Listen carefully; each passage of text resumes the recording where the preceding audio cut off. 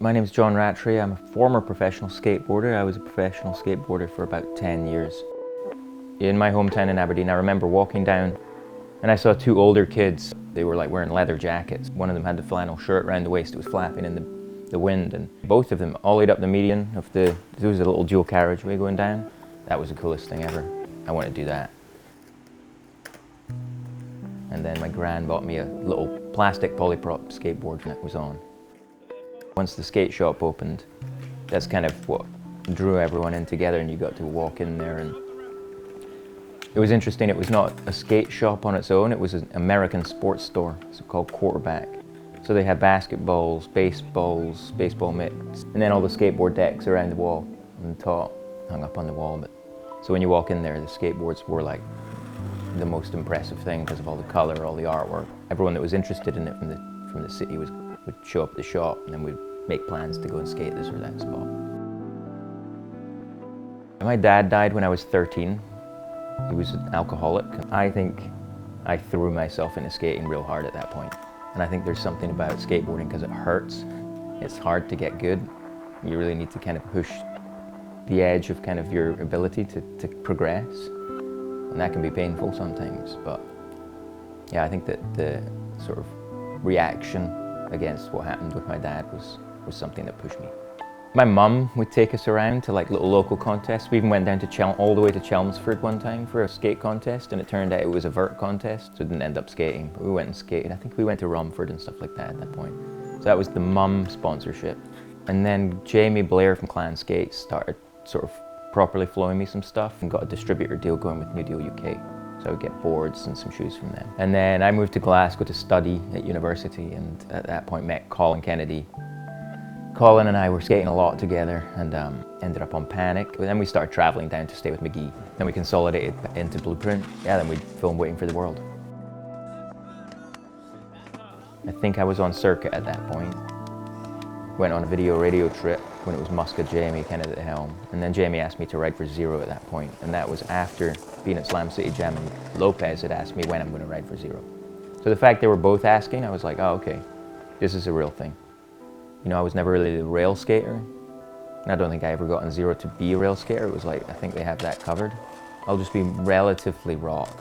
Get a brown leather jacket instead of like a black biker leather. That's when I went to the United States. I think I had an interview in Slap. I went to an ASR trade show, and it was just all really overwhelming. I didn't have enough trusted relationships in the industry. I had Colin was there as well, but so we had our Blueprint thing, but I didn't know what I was doing with life in general, let alone skateboarding. So that ended up becoming sort of a chronic sort of cycle of thoughts. And then we were in San Francisco, and I was just kind of like, I had lost it at that point. Then ended up having suicidal ideation and thinking about walking to the Golden Gate Bridge and all this. And eventually we got back to Scotland, and I just holed up at my mum's house for about 6 weeks until my sister finally took me to the doctor. And I don't know how much that helped, but it was more the action of going to the doctor and taking some control back, and then making a decision of like, okay, I'll pursue skateboarding. That reduced stress quite a lot, taking back a bit of control, you know, and taking an assertive action against this weird things that were happening in my brain really helped. I think I suffered from depression throughout my entire adolescence following the death of my dad and everything that happened to me and my sister growing up. And I didn't know what it was. Just knowing that, hey, this is temporary. If I just give myself time, I'll get through this and feel okay again. That was my mantra. Bide my time and get through it. When skateboarding came to a sort of fizzled out, it was not easy to transition into the life after skateboarding because I hadn't planned for it. I had no idea. Being a pro skateboarder was the thing that I had thought about since I was 13 years old. Took it seriously and like worked hard at it. At the exact time that my career was fading, my sister died by suicide, and so it was right around this time when literally I was back in Aberdeen for my sister's funeral, and I got the call that the clothing sponsor at the time was canning the team, and then got back, and it was like trying to make ends meet on a slightly reduced sort of wage base. And then Zero had to reduce salary, S folded their team. I was on tour in Canada, just still grieving from what had happened to my sister. That was like really close in. It takes a long time to process something like just, you know, someone as close to you as your sister. And that demo in Winnipeg, thoughts were coming up about Katrina constantly as I was trying to skate. Had major performance anxiety at that point because it was like a full-on zero handrail demo happening, and it's like I was just looking for something to do, and started trying kickflip fakie, classic demo move, and just flipped out and smashed my wrist into pieces. And at that point I was done with being a pro. Trying to figure out what to do in life. The new gen is coming up, like I need to do something else here. Oh shit, how are we gonna make ends meet? Moved up to Portland, and at that point was working for New Balance for a few months at the start there of what they were doing.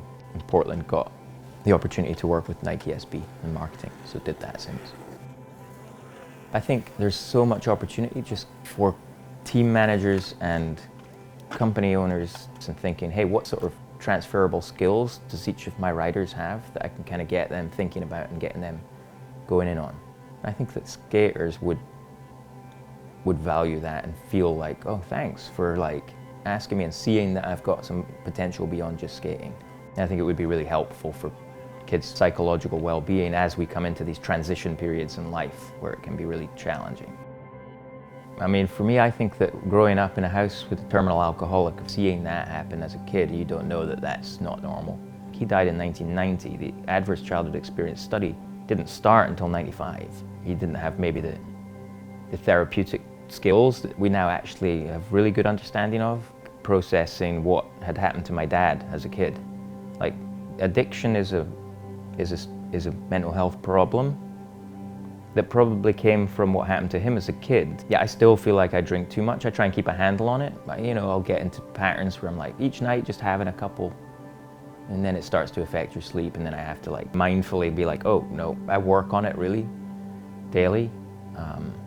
There's really good understanding now, but that's 30 years after he died. There was not the understanding of it that we have now. So I had another wobble and like really got bad in my late 30s. Right after I was 39 on January 4th, I realized I'd outlived my old man. Upheaval in my professional life, and things changed, and it was like really overwhelming, and I ended up back in the clinic and getting assessed, and they were like, you know, questionnaire, they ran me through an assessment, and they were like, you're depressed.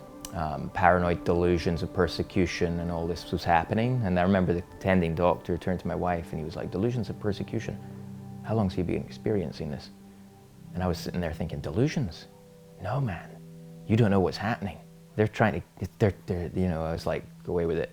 You know, got on a course of antidepressants again, got back to work, developed some trusting relationships in a new situation, and ended up being like, oh, it's actually okay. Everyone's in the same boat here. When you feel like that and you get into this panic state, your brain will literally deploy its resources down into your emotional brain, so you don't have such good access to your thinking, rational planning brain. You can end up making really poor decisions because you're not quite calm enough and properly thinking it. So that's just, you know, you end up in these vicious cycles. Understanding that process has been one of the game-changing key things for me to help me manage what I'm doing, because it allows me to sort of kind of forgive myself of like, oh, when I'm having negative thoughts, you can have thoughts and you can be like, nope, let that one go, and you can make decisions about which thoughts to act on. Harder when you're in a chronic stress state, and sometimes stress is difficult to perceive, so it's an insidious thing. So that's the most important like learnings I've got in terms of helping myself understand how to do it, and then some of just the simple physical things that you can do to help yourself calm down. Patterned repetitive rhythmic motion is a really useful tool to help yourself, what we call bottom up. Bottom up is using physical activity to kind of like get yourself calm, and it gets your body going. Well, Why So Sad's been going for like 3 years or something, but I started about 5 years ago in 2017. After I had like 6 years of distance from my sister's passing, I'd wanted to do something to be like, this shouldn't be happening. This seems like something I could do. I'll fundraise for the Scottish Association of Mental Health. I cycle, I skate. We'll put all this together and we'll make a little thing. So we did the Good Egg at first for a couple of years. That was pretty fun trips. And as I was going, I was like looking for literature to teach myself about mental health and about suicide as a subject first and foremost, because that was what I was really trying to understand. And then evolved it into Why So Sad, because asking the question of like, why am I suffering from this and really taking that question seriously. But the central question sounds flippant on the surface, which is also interesting because you get people to lean in and go, what you talking about mental health, saying why so sad? That sounds like a joke. And it's like, well, it kind of is, but it's also serious. I'm not a charity, it's me. It's not a charity, it's like my little organization of me organizing things. And because I got annoyed that there's not enough knowledge of all this stuff that I think is really important and useful out there.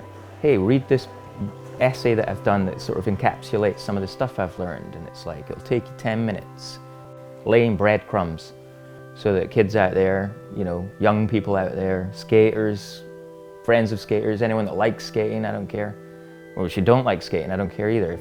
But here is information that's out there that can be really helpful in terms of understanding how our psychology works. If I had a buck for every time somebody says skateboarding saved my life, or it's an escape and it really helps me escape from things, then I'd have a few bucks. My point is like, that's great, but let's ask the follow-up question. What are you escaping from? Let's dig in, let's go there and find out. My advice, what I've learned from dealing with it myself, is just know the thoughts that come into your head, like a large part of them are not, you're not thinking on purpose. Your emotional brain is creating thoughts based on your situation and your past and how it thinks things are, that your emotions don't always tell the truth.